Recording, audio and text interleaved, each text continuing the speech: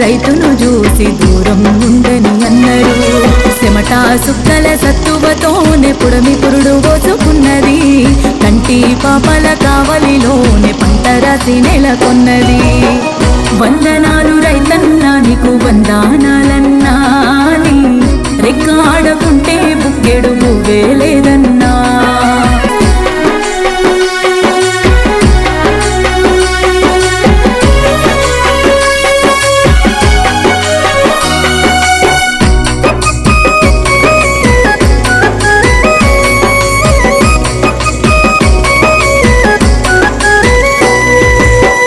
మట్టి సోపతిగాడా జోడెట్ల జతగాడా, మండు టెండల నీడా అర్తి అప్పుల జాడా, పూనాసవనుకు